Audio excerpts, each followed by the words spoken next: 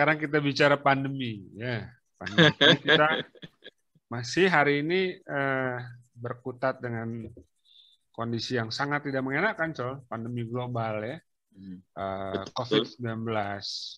Dan Indonesia hari-hari ini situasinya bahkan sangat berat ya, lebih berat daripada tahun lalu ya. Tahun lalu tuh saya masih ngikutin lah beberapa negara di Eropa, Amerika ya.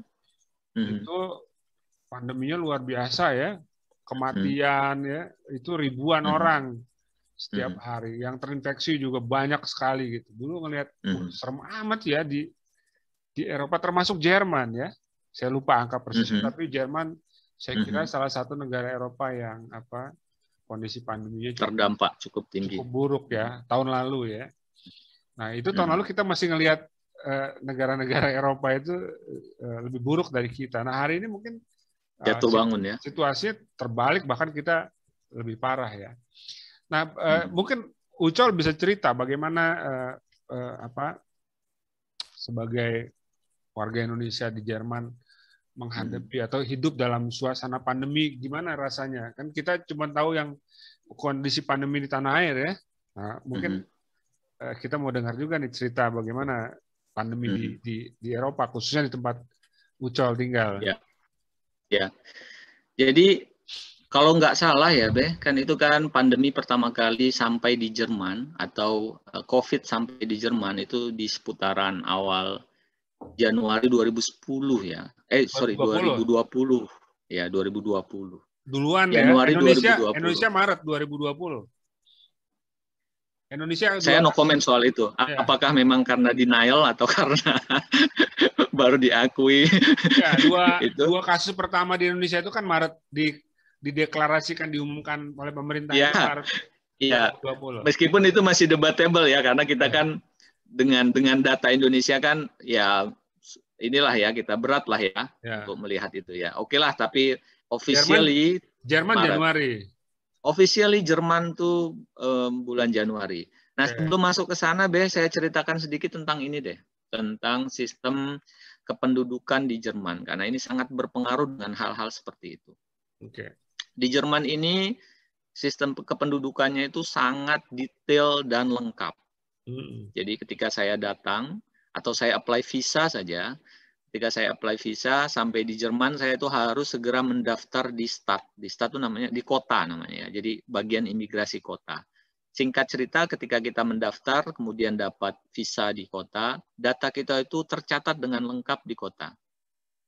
Ya, segala aktivitas kita yang kita lakukan di Jerman ini itu akan selalu terpantau oleh kota. Dan kota punya alamat jelas, nomor kontak kita, email, dan lain sebagainya. Ada satu hal yang berhubungan dengan kriminalitas, ada satu hal yang berhubungan dengan persoalan sepele, misalkan kita naik bus nggak bayar, kemudian tertangkap, itu akan tercatat dengan jelas di rekod kita, sampai kapanpun.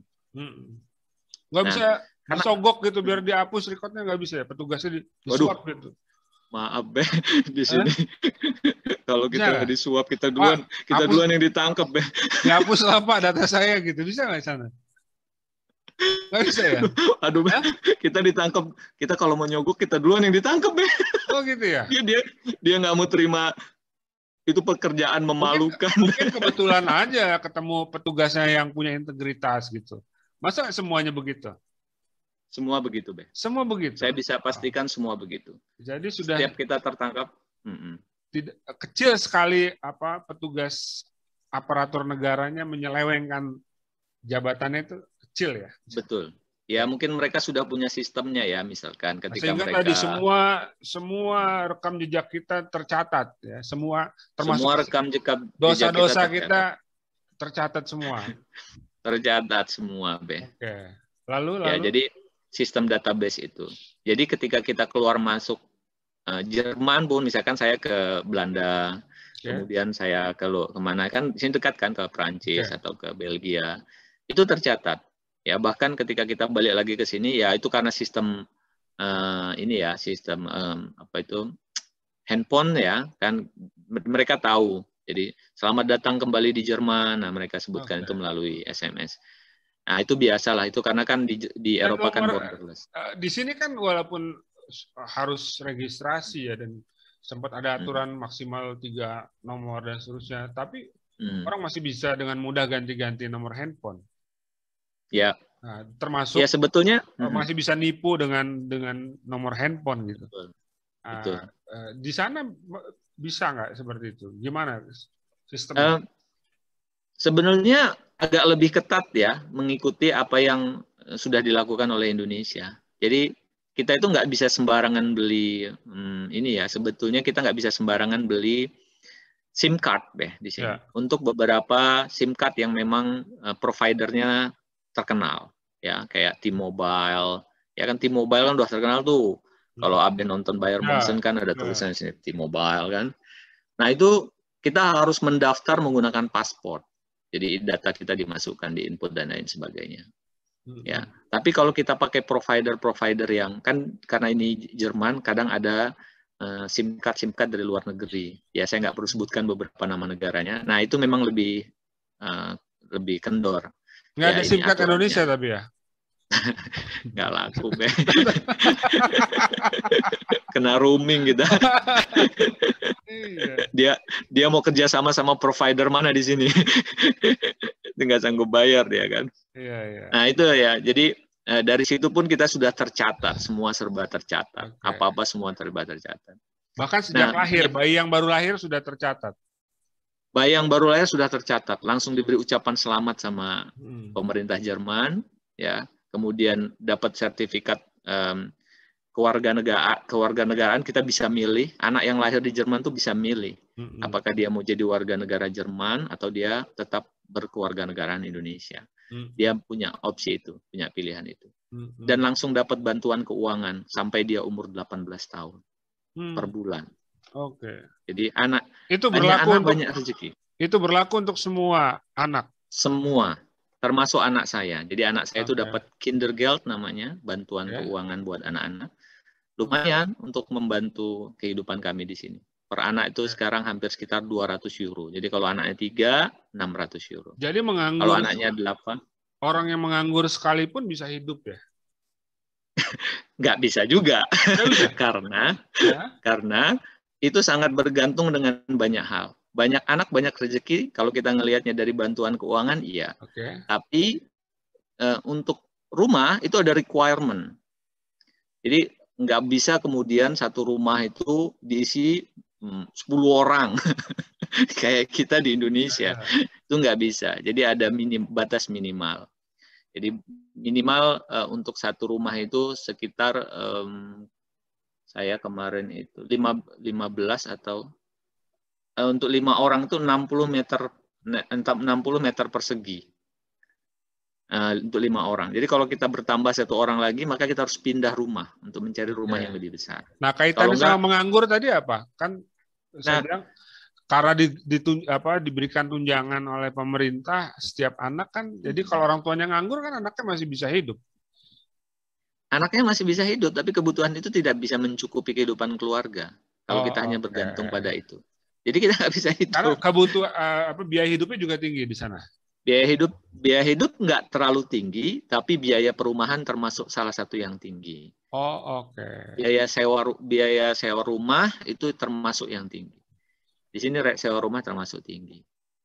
Gitu. Jadi tetap harus bekerja ya. Tetap harus bekerja, dan pemerintah akan tahu kalau kita nggak bekerja. Jadi di sini dikasih kerjaan. Dia akan berikan opsi-opsi. Setidaknya dia kasih pelatihan. Ya, tapi pelatihan pun kita harus apply dan ada syarat-syaratnya. Kemudian dia buat pengumuman rutin tentang pekerjaan-pekerjaan yang available. Jadi kita bisa daftar di sana. Ya kalau untuk pekerjaan-pekerjaan yang sifatnya buruh kasar mungkin nggak terlalu sulit untuk kita cari. Cuman kan banyak orang yang kemudian cari pilihan-pilihan. Kalau cuma untuk survive mungkin bisa.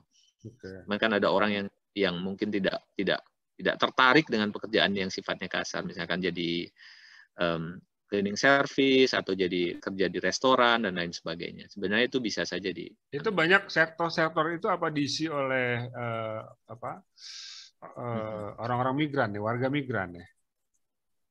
Ya, untuk pekerjaan-pekerjaan yang sifatnya kasar memang atau yang low skill ya, itu memang sangat dibutuhkan orang-orang dari negara dunia lain. Ya, negara lain Dunia maksudnya ketiga dunia lain, tuh ya. maksud dunia ketiga.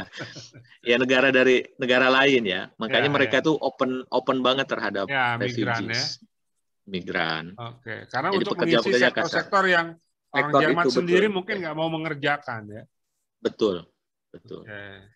Jadi bahkan mereka pun kan kalau anak-anak sekolah itu dari sekolah dari kelas 1 sampai kelas 4 itu namanya Grundschule. Kita SD-nya itu kelas 1 sampai kelas 4. Nanti SMP, nah itu udah mulai penjurusan mereka. Apakah mereka mau langsung kerja setelah lulus sekolah atau mereka mau masuk universitas. Itu ada sekolah-sekolah khususnya. Jadi mereka tuh udah berpikir dari sekarang, saya tuh mau sekolah untuk dapat kerjaan atau saya mau sekolah sampai dengan tingkat universitas. Karena semuanya ditanggung sama pemerintah ya, maka kadang-kadang kalau anak-anak yang berpikiran pragmatis, ngapain lah saya udah aja nanti jadi ini aja deh, jadi driver bis pemerintah gitu yang tiap hari.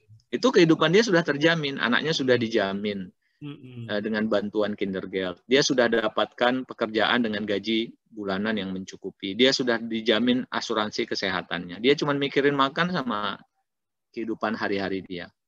Ya, sampai dia tua. Nanti anaknya masuk universitas, universitasnya gratis.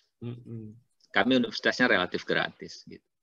Jadi bagi mereka buat apa sekolah tinggi-tinggi? Gitu. Tentu saja banyak juga yang berpikiran, saya sekolah tinggi karena saya ingin dapat kerjaan di perusahaan yang lebih bagus, saya ingin jadi pengajar, saya ingin jadi guru, jadi dosen, macam-macam seperti itu. Jadi semua sudah tertata dengan rapi dari pertama kali anak lahir. Bahkan pertama kali anak lahir. Maksudnya karena anak kali lahir itu di sini kan karena kita wajib kerja baik laki-laki, bukan wajib ya, karena kita banyak yang bekerja baik laki-laki atau perempuan, jadi anak-anak kecil itu dititipkan di tempat penitipan anak dari pagi sampai sore. Jadi banyak sekali tempat penitipan anak-anak di sini. Dari situ mereka sudah mulai diajarkan kulturnya orang Jerman. Jadi anak-anak itu berani semua. Perang dunia ketiga udah tinggal dikerahkan aja. Nauzubillah min dzalik, jangan be. Iya, bisa berjaya lagi Jerman ya. Iya, sepak bolanya kan ya kayak gitu, stabil. Jerman tuh kan salah satu negara yang tim sepak bola paling stabil gitu. Ya, selalu lolos dan Piala Eropa, selalu lolos Piala Dunia gitu-gitu ya. Oke, nah kaitannya apa tadi? Menghubungkan dengan sistem pendataan, sistem kependudukan yang sangat baik tadi dengan pertanyaan saya tadi soal pandemi di Jerman. Jadi Januari 2020 itu ada satu orang pulang dari Cina. Warga Jerman. Warga Jerman pulang dari Cina. Memang dia rutin ke Cina. Artinya record itu tercatat sama pemerintah Jerman. Ketika dia pulang dari Cina, kemudian dia menderita demam, dia datang ke dokter, dokter tanya, kamu terakhir kemana? Ke Cina. Kebetulan memang Jerman sudah mempersiapkan tes PCR. Meskipun belum nyampe ke Jerman, nah Jerman sudah mempersiapkan itu. Itu salah satu keberuntungannya. Jadi dia ketahuan, terdata, dan dia nggak bisa ngelak lagi. Kemudian setelah dicek, ya kita punya alat PCR, kita cek, ternyata positif. Itu satu yang pertama kasusnya. Kemudian outbreak paling besar itu di sini di daerah yang masuk kawasan NRW. Sorry, ya. sebentar. Ini kan menarik sebenarnya justru ya. Begitu ada orang tadi yang pulang dari Cina dan langsung ketahuan karena dia jujur, lalu terdeteksi oleh sistem. Kemudian langsung di PCR dan dinyatakan positif, mestinya ini kan pasti langsung diisolasi, langsung dilakukan karantina terhadap yang bersangkutan. Kan logikanya stop di situ mestinya. Lalu kemudian kan Jerman malah angkanya juga cukup banyak. Apa yang terjadi sebenarnya di sana? Betul. Jadi Jerman kan bukan kayak Indonesia, Indonesia kan negara kepulauan. Kemudian dengan negara-negara lain kan kita tidak borderless. Kalau di sini kan borderless, kita kan daratan. Antara satu negara dengan negara lain kan terhubung. Jadi antara satu negara dengan negara lain itu cuma dibedakan sama pelang aja, Be. Nggak ada gapura. Selamat datang di Bandar Lampung. Oh, selamat datang di Sang Bumi, nggak ada kita. Jadi cuma pelang doang. Tulisan Deutschland coret gitu kan. Oh, ini udah lewat dari Jerman gitu. Itu jamnya kayak Jerman juga itu. Oh, di sini kan kayaknya Jerman padahal lokal ya kan? Jerman asli kayak. Lanjut. Karena belinya di sini makanya kelihatan asli. Iya.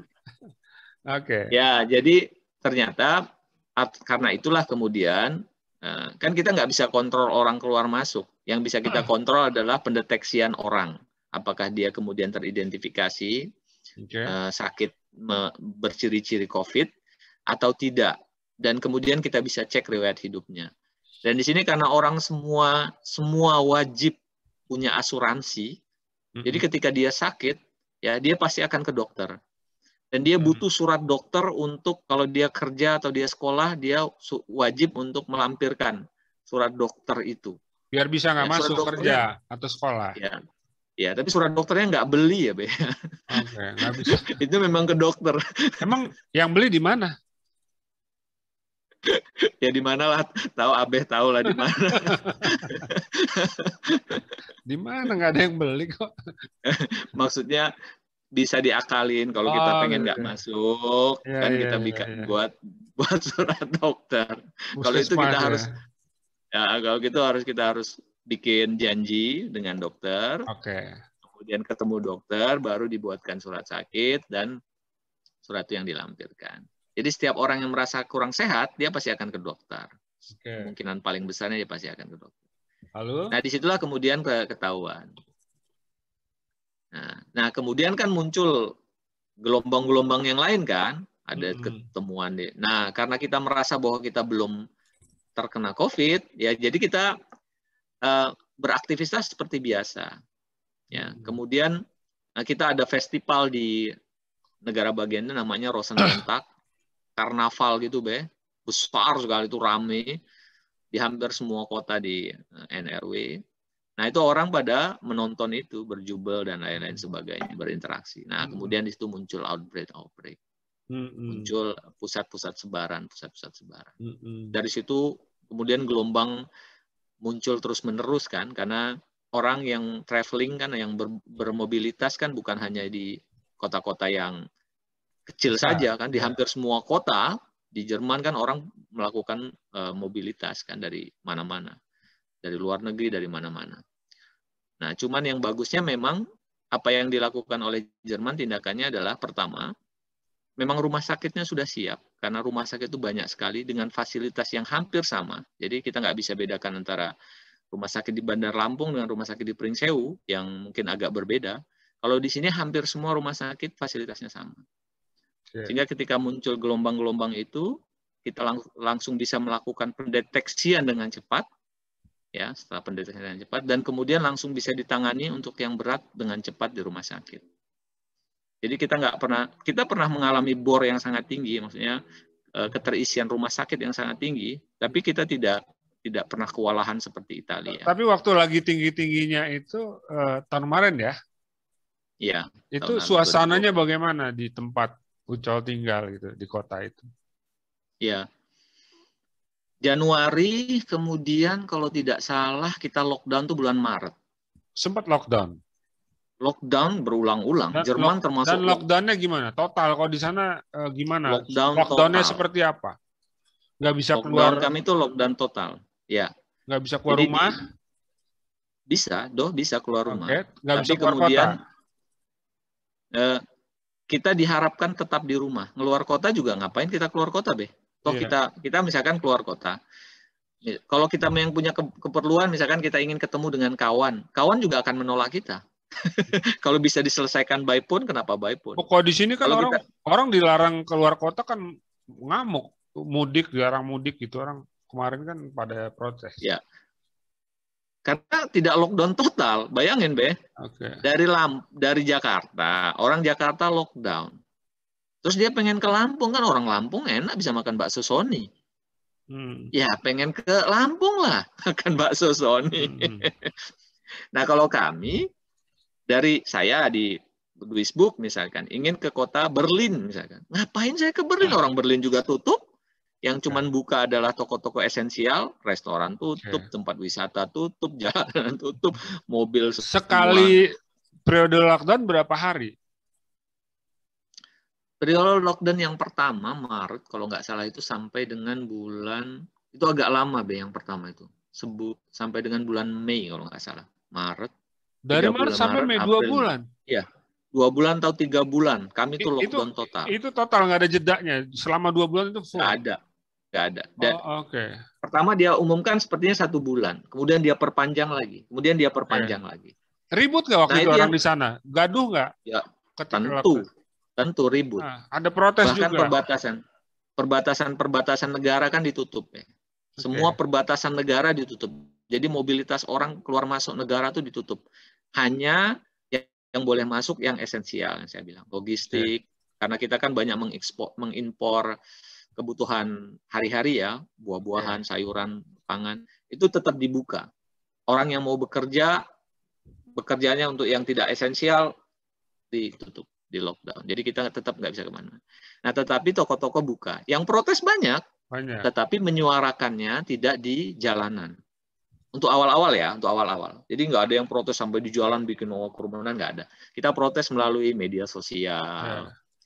Sama lah, kayak di sini juga. Ramenya di medsos. Sama, betul, sama. Dan yang paling protes siapa, Be? Yang paling protes adalah pelaku usaha. Karena pelaku usaha itu yang sangat terdampak ya. Restoran kalau restoran tutup tuh mungkin dia cuma bisa sanggup bayar untuk bulanan sewa tempatnya dan bayar karyawan tuh 1 bulan atau 2 bulan. Ya, tapi dengan begitu setelah diumumkan, ya pertama adalah kebijakan itu selalu base-nya adalah ilmiah. Itu yang kita selalu suka. Jadi meskipun disuruh lockdown kita kesel iya, tapi dia base-nya ilmiah. Itu yang saya suka dari sini. Jadi pemerintah itu selalu bilang ini karena rasio infeksinya sudah tinggi dan orang yang tertular sudah banyak. Dia selalu sebutkan data itu setiap dia umumkan. Tapi kalau itu di Indonesia juga dilakukan. Ya kan terbuka tiap hari data diupdate soal angka infeksi yang tinggi, jumlah kematian, bor juga yang sangat tinggi, dan seterusnya. Baru kemudian kenapa diterapkan tempo hari awal-awal PSBB, lalu ada sekarang PPKM. Apa yang membedakan? Sebenarnya kalau saya lihat cerita Ucol itu hampir sama lah, karena kalau data kan semua bisa lihat ya, terlepas dari tadi akurat atau tingkat kepercayaan ya, tapi data itu kan terbuka sekali, nggak ada yang disembunyikan. Apa bedanya Jerman dengan Indonesia dalam konteks itu? Ya, pertama yang kita lockdown adalah satu negara. Semua akses keluar masuk dibatasi. Total negara ya. Total, satu negara kita batasi. Dan lebih mudah karena tadi Jerman adalah berada di satu daratan. Sehingga ketika satu negara ditutup total itu relatif lebih mudah daripada Indonesia yang 17.000 pulau ya. Betul. Gimana nutupnya? Dan kita nggak punya, istilahnya kita nggak punya jalan tikus. Ya kalau udah kita tutup, ya orang mungkin bisa ya masuk ke negara Jerman lewat jalan tikus, tapi ngapain gitu loh? Ngapain? Orang semua tutup. Tempat wisata tutup, restoran tutup. Apa itu? Kino itu apa namanya ya? 21 tutup. Artumoro tutup nggak, Be? Artumoro udah nggak ada lagi. Jadul banget loh. Tahun berapa saya main ke Artumoro? Ya itu. Udah nggak ada. Udah ganti nama, udah ganti bangunan. Ya itu kan semua tutup. Jadi tutup total. Tutup total. Terus ngapain? Ya kalau Indonesia mungkin kalau dia mau lockdown, dia lockdown Pulau Jawa. Pulau Jawa dia tutup. Semua akses masuk ke Pulau Jawa itu ditutup. Tidak ada mall yang buka, tidak ada bioskop yang buka, tidak ada tempat wisata yang buka, semua tutup. Orang akan stay di rumah, Be. Ngapain dia keluar? Jalanan kosong. Nah, tapi kan kalau di Indonesia kan apa yang banyak diprotes orang kan ketika walaupun bukan lockdown istilahnya ya, PPKM ini kan bagaimana orang bisa makan, bagaimana orang bisa hidup ketika dia tidak bisa bekerja, tidak bisa keluar rumah. Ya kecuali memang orang yang punya gaji bulanan. Untuk mereka yang bekerja di sektor lepas ya, pekerjaan lepas dan seterusnya, pekerjaan informal, pedagang harian, pedagang kaki lima, pengusaha-pengusaha kecil yang memang harus tiap hari. Kalau mau dihentikan sama sekali, mereka kan akan kesulitan. Nah, bagaimana situasinya di Jerman? Ya, nah Jerman kemudian lockdown itu dibarengi dengan paket-paket kebijakan ekonomi. Oke. Sekali lagi karena ya tentu saja pemerintah sudah membayangkan itu. Pemerintah sudah memprediksi akan terjadi seperti itu. Akan terjadi pasti PHK besar-besaran, itu pasti. Akan terjadi perusahaan-perusahaan yang gulung tikar, itu pasti. Ya, itu tidak bisa dihindari, itu konsekuensi dari lockdown. Dan itu terjadi di Jerman. Dan itu terjadi. Ada PHK, banyak sekali orang, banyak PHK, banyak perusahaan terjadi. Yang tutup, yang berhenti beroperasi itu banyak. Betul. Ya, tapi kemudian banyak akhirnya kadang-kadang kita juga memanfaatkan tuh. Jadi ada sedih juga lihat ya, ada satu mall besar misalkan yang kita kadang-kadang cuma seneng lihat-lihat doang kan karena barangnya mahal-mahal. Tiba-tiba ketika selesai lockdown di termin pertama, cuci gudang dia. Itu cuci gudang di sini, itu betul-betul cuci gudang. Maksudnya gini, harga 10 euro, kemudian didiskon 70%. Itu harganya masih 10 euro. Berarti banyak barang 10 euro harga 30%. Banyak barang di rumah cuci gudang itu. Duitnya nggak ada, Kita cuman lihat kan, senang, ada barang yang kita suka, mungkin itu aja yang kita ambil. Nggak percaya saya. Dan itu terjadi. Itu lihat aja belakangnya cuman itu doang. Ini kayu doang nih.